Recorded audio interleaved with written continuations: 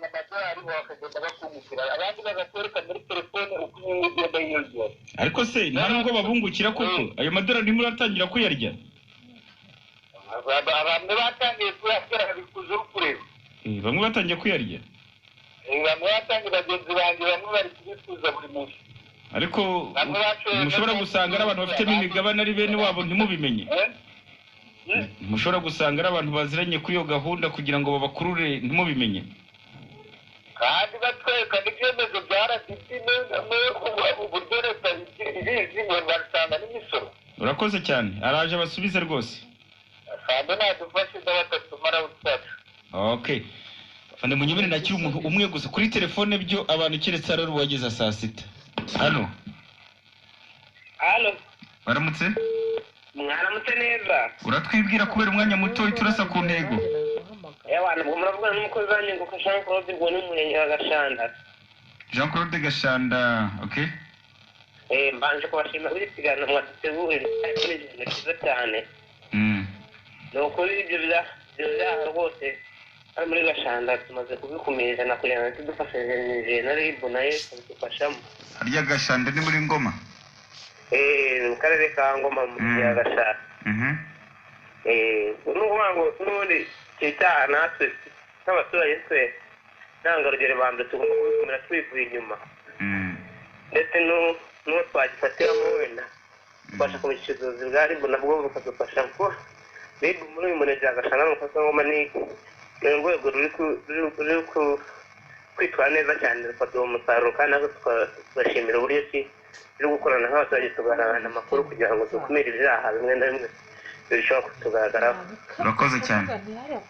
Mbakuteza kuri gatanu tari ngoboka y'Igashanda kandi niyo muza kwiteza icyo cyiza umuyobozi wacu w'umurenge wa Gashanda nawe kapitali ngesi niyasa bumwe neza. Urakoze. Okay, urakoze cyane. Afande muranyemerera iminota dusigaranye n'imiki. Ibibazo n'ibyinshi telefone zose nta nimwe zose barimo barabyigana. Mugerageze uburyo muwari uko musubiza muri abo bantu wenda bishobotse mu buryo bwose turi ko twakwakira ikindi cyiciro dusome n'ubundi butumwa. Murakoze mbere yuko nsubiza kubagiye babaza nuko hari kimwe nibagiye kubyerekeye amayeri akoreshwa kandi arimo kugiraho ingaruka ku bantu bashaka kugura imitungo itimukanwa. Aho usanga Celestin afite inzu ye undi muntu uyikodesheje akaza akayihimbira ibyangombwa by'ibihimbano akayigurisha. Cyangwa se akaba azi ko Celestin ari mu butumwa bw'amahoro hirya ngo hanze cyangwa se mu kandi kazi k'ubucuruzi bwe bwa buri munsi afite ayo makuru agahimba ibyangombwa bakaza ari itsinda ry'abatekamutwe nka batatu bagakumvisha ko icyo kibanza iyo nzu iri ahantu heza kuri kaburimbo igura amafaranga make ndetse impamvu bagiye kuyigurisha nuko wenda afite ibibazo agiye gukemura bya banki cyangwa se umwana agiye kuvuza hanze. Wowe ukihutira kugura inzu. Urumva inzu cyangwa se ikibanza ni umutungo utimukanwa ufite agaciro. Utashishoje utabajije inzego z'ibanze ziri aho abaturanyi b'iyo nzu y'icyo kibanza aho biri ugashora amafaranga yawe y'umwenda wafashe muri banki ukagura ikintu uguze n'abatekamutwe. Nyaboneka kuko dufite abantu benshi tumaze gufata muri no minsi bagenda bagurisha ibitari byabo bakoresha amayeri y'ubwambuzi.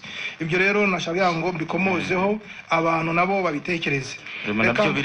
Bireze. Reka ngaruke ku bibazo nihose byagiye bibazwa ndagenda mbikubira hamwe ko bakomoje kuri ubu bucuruzi twavuze abantu bakoresha amayeri y'ubwambuzi bagamije kwambura abantu imari yabo.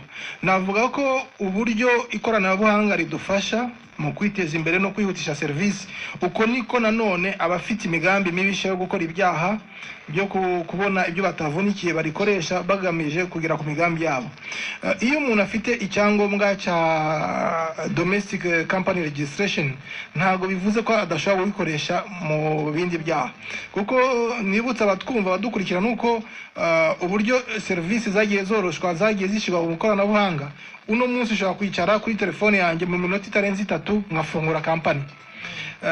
Icyo cyangombwa kiremewe kuko cyatanzwe na RDB ariko nayifunguye mbeshe ibyo ngiye gukora. Ntabwo wabona icyangombwa uvuga ko ugiye guteka imitwe ngo uzakibone.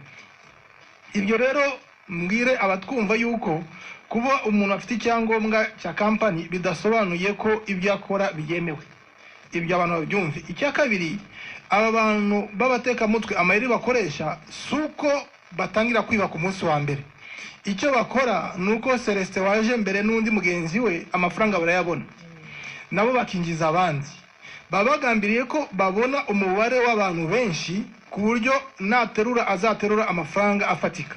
Ibyo rero kuba umuntu aguha ubuhamya ngo je nabigiyemo maze kunguka, ntabwo ari garanti yuko nawe uzunguka. Byumvikane neza, kuko ni nk'aba bandi bagurisha zahabu y'ibicupuri. Ntabwo abanza kwereka zahabu y'ibicupuri, akuzanira zahabu y'ukuri, mukagera muri bijuteri ukipimishiriza ugasanga ariyo by'ukuri, wenda apimishije amagarama 10 kandi akweretse ko afite ibiro 2. Warangiza ukabyizera kuko n'ibya mbere ari wagiye kuyipimisha ukumva ko ari ibyo kuri, ariko si iby'ukuri. Ibyo rero bisaba kushishoza. Niba Celestin na mugenzi we baguhaye ubuhamya yuko bagiye muri ibyo bintu babibonamo inyungu, ndetse n'abandi binjije nabo babonyemo inyungu, tekereza yuko uyu muntu ibyo arimo gukora, kandi abazana ibi abenshi n'abanyamahanga barimo kubikora kugira ngo icyitwa ko abagiye kwambugwa, abagiye kwibwa, abaganisha ko babona umubare w'abantu benshi binjije amafaranga menshi, noneho azaterura icyarimwe musigare murira mu myotsi. Icyo dusaba abantu ni iki? Hari uwakomoje abatse ko abantu aho bakorera bazwi.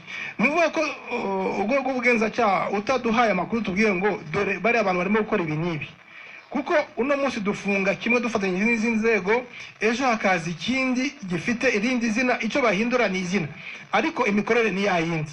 Uko twigishije abantu bahombye wibwe ibyabo, ikibabaje nuko n'abandi barakomeza muri uwo murongo bakagenda bakagwa muri wa mutego. Reka twumvikane yuko ubucuruzi bushamikiye kuri icyo bita pyramids, aho umuntu ajya yinjiza undi, ntago bwemewe mu Rwanda. Ubucuruzi bwemewe ni bwo kugurisha ibintu cyangwa se za service. Igihe cyose uzabona umuntu aguya ngo ni winjiza kanaka uzinjiza yanaya, nawe niyinjiza undi muntu anyuze muri konte ye, menya ko uwo muntu arimo gukoresha amayeri y'ubwambuzi agamije kwambura icyawe. Uyu munsi ushobora kubihakanya ukavuga ngo nyamara ibyo urimo kutubwira ntabwo ari by'ukuri, kuko hari amafaranga nabonye mu cyumweru gishize, ariko ukwezi gushize ndakumenyesha yuko utazayabona. Ibyo rero ni byiza ko twabyirinda mbere yuko duhangana n'ingaruka zabyo. Nkanashimira Jean Claude wavuze ko iwabo muri Gashanda bafatanyije mu kwirinda ibi byaha no guhangana nabyo. Ni byiza rero ko biroroshe kubyirinda, na cyane ko twavuze ko umutungo wawe ubwawe niwo uwivanira mu mufuka wawe ukawutangira ukawohereza. Hari uwabikomoje wabaje ikibazo uri Ingoma, avuga ku bantu bitirira ibigo by'itumanaho, bakubwira ko watomboye cyangwa se hari umunara bagiye kubaka iwawe bakagukiza mu isambu yawe, ariko hari ibyo ugomba kubanza gutanga. Nyaboneka ni inshuro nyinshi tugenda twigisha ibi bintu. Umuntu kuba yitiriye ikigo cy'itumanaho ntabwo bisobanura ko agikorera, ndetse kabone n'ubwo yaba ari umukozi wacyo ntabwo bisobanura ko yahawe ubutumwa bwo guhagarika icyo kigo. Ndetse nimba ari inyungu, kubera ko atabanza kukohereza icyo kwita ko amafaranga gusaba akayavana muri ayo yakohereje, bisaba gusa kubitekereza no kugira ubushishozi, na cyane ko tuzi ko abanyarwanda turi mu bantu bagira ubushishozi. Ni byiza rero ko udashyira inyungu umuntu yakwijeje atarizo, warangiza ugasanga n'ibyawe bike ubihuzemo. Muri make uko niko nahina mu bibazo byagiye bibazwa n'ibisubizo n'ibitekerezo byagiye bitangwa, kugira ngo buri muntu wese yumve ko aba bantu ku munsi wa mbere akwereka ko ibyawe uzunguka, ndetse amafaranga ukayabona ku cyumweru cya mbere, icya kabiri, icya gatatu. Uko niko nawe ugenda umubera umufatanyacyaha, kuko ugenda ukangurira abandi ati hariya amafaranga arimo kuboneka. Mwamara kuba benshi uwo muntu mukamubura, mutazi amazina ye, mutazi igihugu akomokaho, mutazi ikintu na kimwe kimwerekeyeho. Murakoze cyane.